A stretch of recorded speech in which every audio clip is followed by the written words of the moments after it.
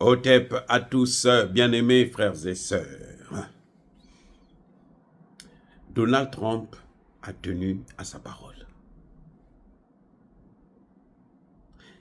Quand Donald Trump disait que je veux régler le problème de l'Ukraine, en une journée, nous on croyait que c'était impossible. Et pourtant, c'est possible et c'est ce qu'il a fait. Les amis, Donald Trump a réglé la crise ukrainienne en 24 heures. Ben oui, le problème est réglé. Il n'y a plus de problème, c'est fini. Vous avez entendu le discours de Donald Trump? Attendez. Vous avez écouté le discours de Donald Trump lors ou le jour de son investiture. Qu'est-ce que Donald Trump a dit? Il y a une chose qu'il a dite. Il dit que je veux prendre le canal du Panama. Ah bon? Comment ça? Mais oui, je veux prendre le canal du Panama. Parce que les Chinois, ce sont eux qui tirent le grand profit, alors que ce n'est pas les Chinois qui tirent le grand profit. Donald Trump est en train de montrer quoi? Il est en train de dire que quand vous avez un intérêt quelque part, vous allez prendre cet intérêt-là. Il y a un voisin qui vous gêne, vous allez l'arrêter. Le canal de Panama, nous avons perdu 38 000 personnes pour construire ce canal. Maintenant, ce canal, il semblerait, d'après ce qu'il dit, mais c'est faux, bien sûr, mais bon, il faut bien, quand on veut noyer son chien, on l'accuse de puce. Donc, il dit, le canal, c'est maintenant les Chinois qui tirent profit de ça. On taxe nos bateaux trop chers. Donc, lui veut que ces bateaux qui passent par ce canal, ça soit gratuit. C'est probablement ce qu'il va négocier avec le Panama. Ou bien qu'on va baisser le prix.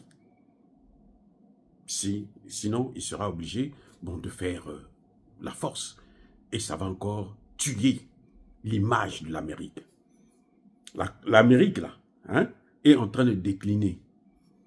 Donc, il n'a pas intérêt à le faire. Mais tout ça, ça rentre dans le cadre de la résolution de la crise ukrainienne.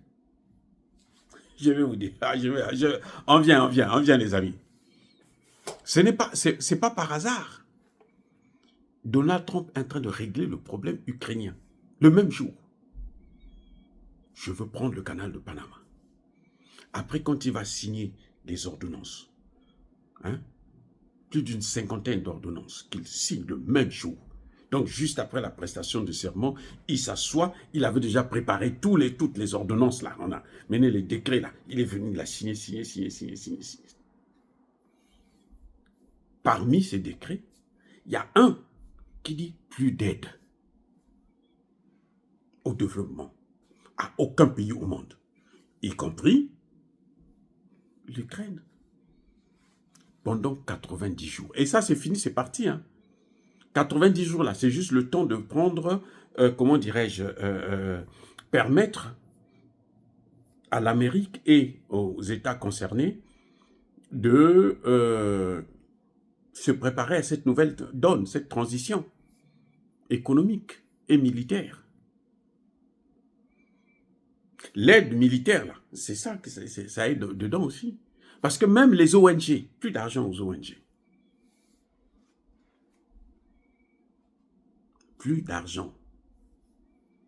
Je ne sais pas, j'espère que USAID va fermer les portes. Parce que, à quoi ils servent? Puisque USAID là, c'est ça, son rôle. Aider au développement économique d'aucun pays au monde. Vous voyez? Donc, là, il est en train de casser la Russie. Et plutôt l'Ukraine. Tout ce que l'Ukraine attendait des États-Unis, c'est fini.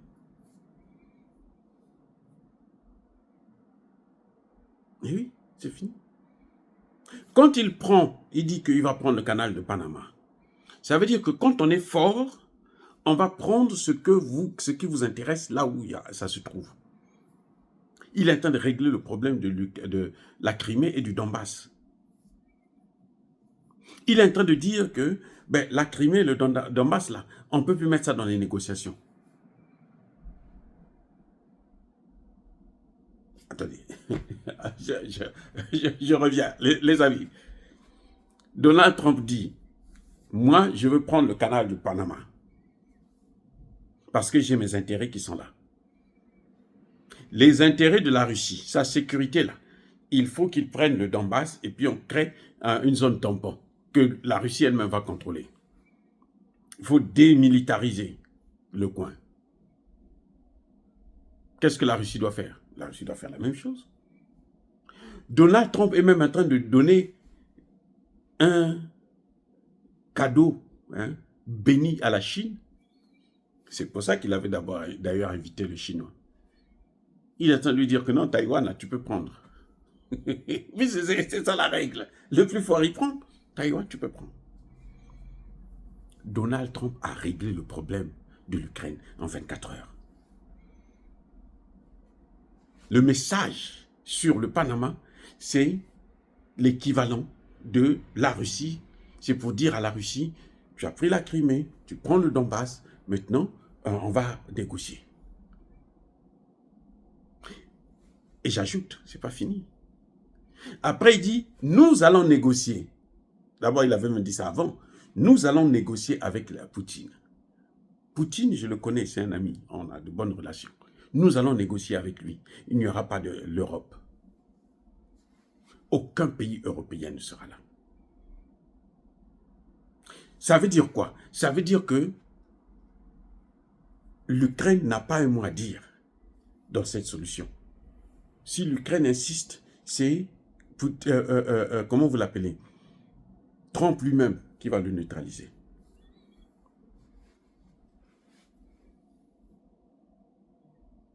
Vous voyez? Bon, si ça, c'est pas régler le problème en 24 heures, alors je ne sais pas ce que ça veut dire. Parce que il n'y a plus de problème. L'Ukraine ne peut pas faire la Russie, la guerre contre la Russie, si elle n'a pas l'aide américaine. Les Européens ne peuvent pas l'aider. Les Européens n'ont pas d'argent. Les Européens sont dans une situation lamentable. Les Européens eux-mêmes pleurent parce que, mais Trump a dit qu'il va les taxer aussi. Il va les frapper, ces gens-là. Trump a dit ça. Les Européens. Il dit qu'il n'y aura pas d'Européens quand on va négocier. Donc, il dit que ça ne vous regarde pas. Vous n'avez rien à dire dans ce qui se passe. Ça, c'est entre moi, Trump, et Poutine. Qu'est-ce qu'on va laisser à l'Ukraine? C'est nous deux qui allons décider. Et la priorité sera la voix de Poutine. Les intérêts de Poutine. Trump a compris, comme je vous ai déjà dit dans une vidéo, que les États-Unis ont échoué parce qu'elles ont ignoré les intérêts des autres pays. Trump le sait. Donc il se dit, maintenant là, si je veux réussir, je dois aussi respecter les intérêts des autres. Parce que si je ne respecte pas leurs intérêts, je les aurai tous sur mon dos. Il y a des gens qui vont me dire que, oh, mais donc ça veut dire que l'Europe va faire la même chose en Afrique. Non. L'Europe n'a pas les moyens de faire la même chose en Afrique. L'Europe est paralysée. L'Europe est dans le coma. L'Europe est dans le coma. Je vous ai dit là, il y a 2 ou 3 jours, que la Russie a signé des accords avec la Libye. 4 bases militaires. La Libye a une frontière avec le Tchad, donc l'Afrique centrale. La Libye a une frontière avec le Niger, donc le Sahel et l'Afrique de l'Est. Vous comprenez? Touadéra est parti en Russie récemment pour aller parler du renforcement de la coopération militaire. Donc, la base militaire russe va se faire là-bas, va s'installer là-bas, au Centrafrique. Vous croyez que les Français peuvent encore venir jouer là? Les Français peuvent jouer un peu, en RDC, parce que Tshisekedi veut s'asseoir sur les deux chaises, hein? Une fesse ici, une autre fesse là. C'est un peu ça. Mais sinon, non. Qui a sauvé le Tchad? Le Tchad, mais les Français allaient écraser les Kakadébi. Ils ont tué le père, donc ils pouvaient tuer aussi le fils. Vous ne pensez pas? Qui l'a sauvé? Mais c'est ça les Russes. Oui, ce sont les Russes. Parce qu'à partir du moment où tu as le renseignement, c'est fini. On ne peut plus te toucher. Vous ne voyez pas le Niger? Le Niger a le renseignement. Donc, comme Macron dort là. L'autre, Tiani vient le visiter. Il vient, regarde là, oh petit, toi tu vois rien, toi. Hein? Il est en train de ronfler là, avec l'autre, la vieille là. Tu vois? Donc, vous voyez, c'est un peu ça. Trump a tenu à sa parole. Le problème de l'Ukraine est réglé, c'est fini. Maintenant, c'est la mise en pratique. Hein?